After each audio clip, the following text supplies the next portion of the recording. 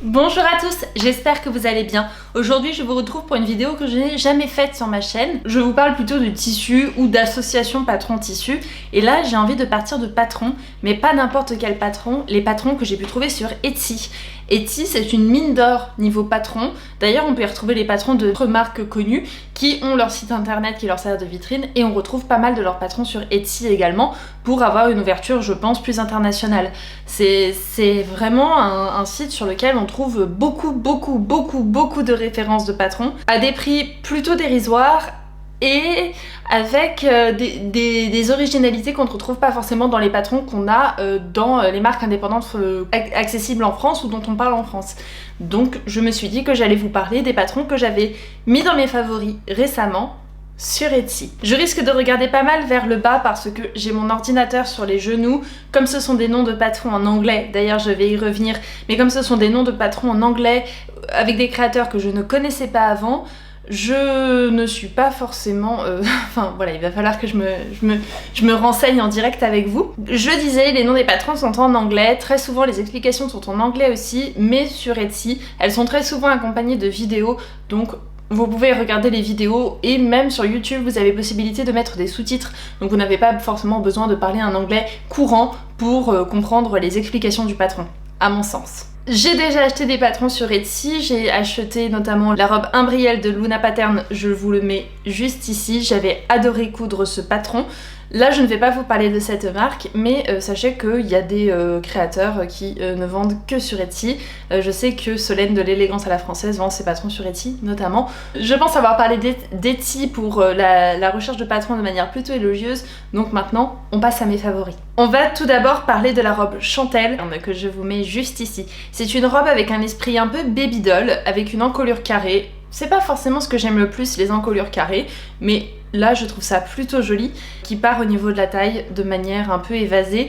Je trouve que c'est une robe qu'on pourrait aisément retrouver chez Sandro ou chez Mage dans le commerce, et qu'on peut faire dans pas mal de tissus. Ici elle est présentée dans du tweed, et je trouve que c'est une bonne idée.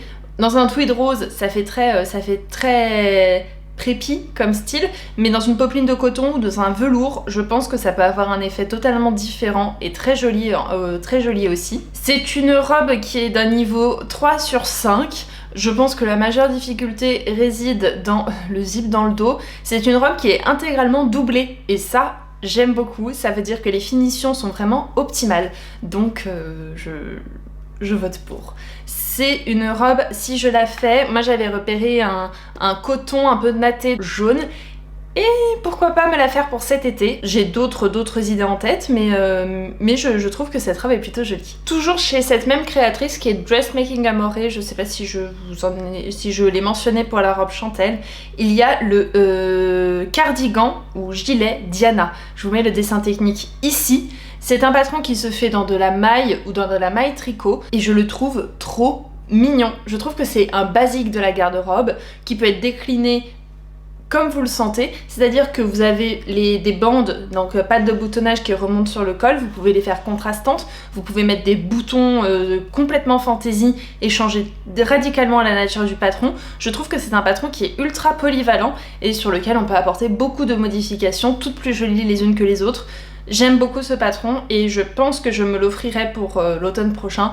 En plus de ça, ça me permettra d'expérimenter ma couture de maille à la machine à coudre. J'ai des copines qui ont déjà cousu des patrons de cette marque et qui étaient très contentes des finitions apportées, donc je me dis que c'est une valeur plutôt sûre. Et en plus de ça, je sais qu'elle utilise des techniques de repassage, la créatrice, assez fabuleuses.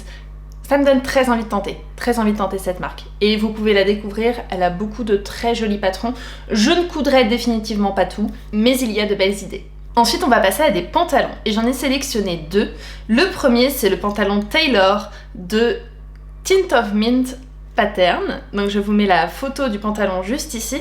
C'est un pantalon genre un peu palazzo. Vous avez un tutoriel vidéo et un patron PDF avec des explications. Je trouve que la coupe du pantalon est vraiment très jolie.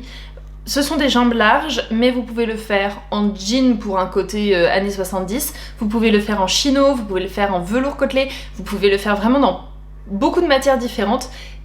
et je trouve que c'est un intemporel de la garde-robe. Les avis sont plutôt dithyrambiques sur la couture de ce pantalon parce que sur Etsy vous avez les avis des consommateurs. Moi je m'y fie beaucoup pour voir si le patron taille bien, si c'est un peu ma référence Instagram, mais directement sur le site, c'est assez bien fait. Et là, les avis sont vraiment très très bons pour ce modèle, donc pourquoi pas le tenter. Ce n'est pas dans mes priorités, mais je garde l'idée pour le jour où je voudrais me coudre un pantalon dans cet esprit-là. Pour le moment, je m'en tiens à mon pantalon cigarette Burda, que je n'ai toujours pas fini. Je n'ai pas beaucoup plus avancé par rapport à la dernière fois. Un autre patron de pantalon, c'est le Doretta, on va le prononcer à la française, le Doretta Pants de Isa in Stitches. Je vous mets le patron.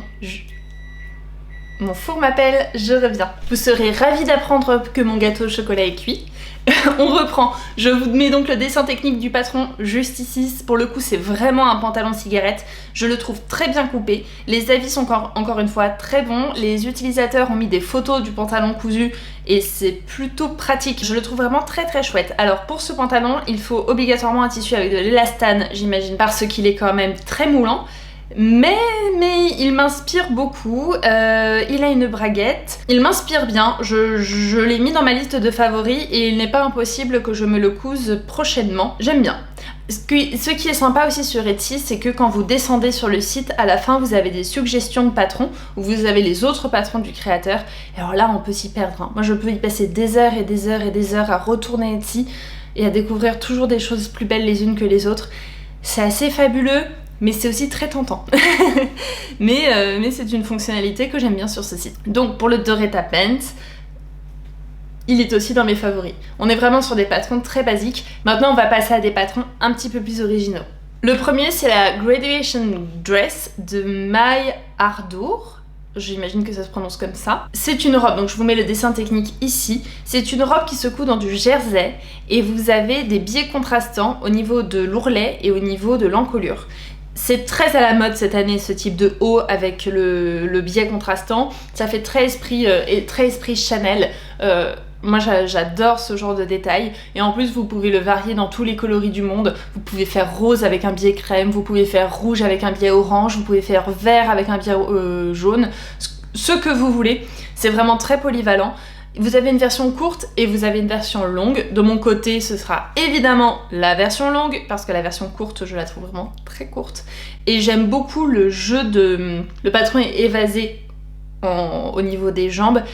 Et comme le jersey est lourd, ça fait un très très beau tombé à la robe. J'aime beaucoup l'effet que ça a. J'ai regardé la vidéo explicative pour le coup et les finitions ont l'air plutôt correctes. Elle explique comment poser le biais. Je pense que c'est vraiment la partie la plus fastidieuse de ce patron. La pose de biais parce qu'il y en a partout. Elle explique comment terminer ses biais et tout ça. C'est plutôt bien expliqué.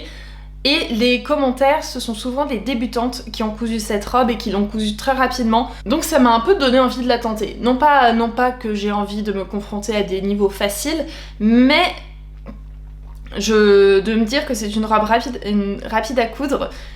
J'ai envie d'essayer et je trouve que le décolleté de cette robe est en plus très joli. Pour moi qui n'ai pas beaucoup de poitrine, je trouve que ça met très bien la poitrine en valeur. Le patron suivant c'est le top Arwen ou Arwen, mais je pense que ça se dit plutôt Arwen de The Blank sur Etsy. C'est un patron que j'ai découvert quant à lui sur Instagram par la créatrice Evelyne DIY. Evelyne, si tu passes par là, je t'embrasse. C'est un haut avec une torsade au niveau du col. Je trouve que c'est plutôt original et plutôt joli et vous pouvez même l'allonger en robe droite. Je pense que ça c'est vraiment trop beau pour un mariage ou même pour sortir, c'est vraiment très joli.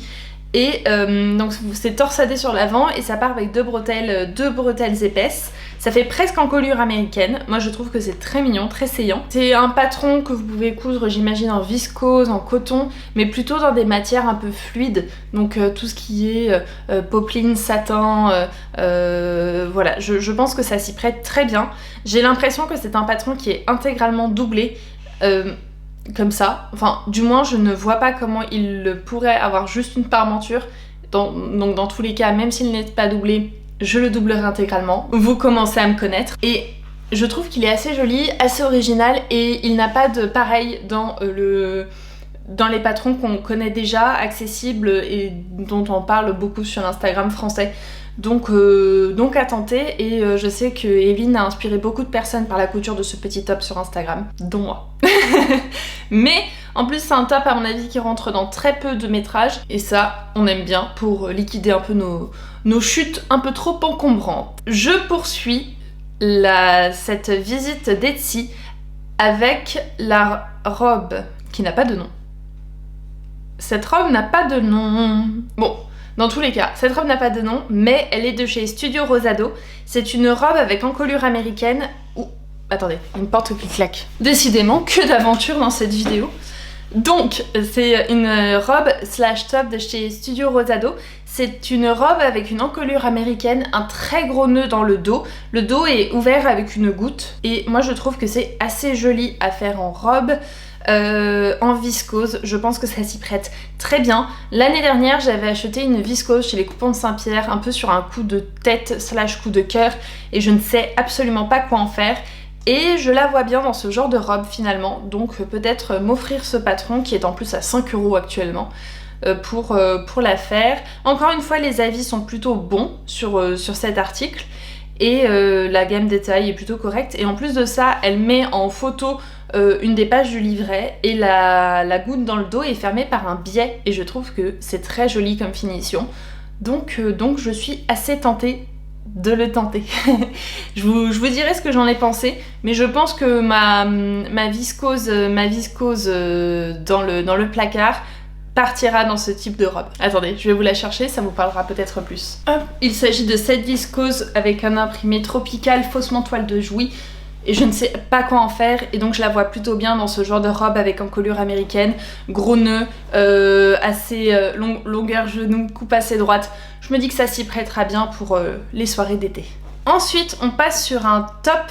Alors c'est un top qui peut être un crop top ou un body sans manche ou avec manche, je vous le mets ici. Le nom de ce patron c'est Farah, et ça vient de chez Patterns by Brandy Joan.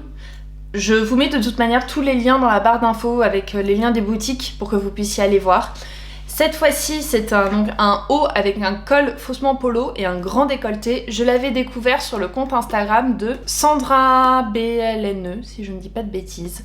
Et j'avais bien accroché à ce type d'encolure. Je trouve que c'est très joli, c'est très élégant, ça s'y prête très bien. J'ai vu dans les commentaires qu'il taillait plutôt petit, donc je pense qu'il faut le surtailler. Que ce soit avec ou sans manche, je le trouve très mignon. De mon côté, je le ferai plutôt en top, sans faire la version body, pour des raisons de praticité.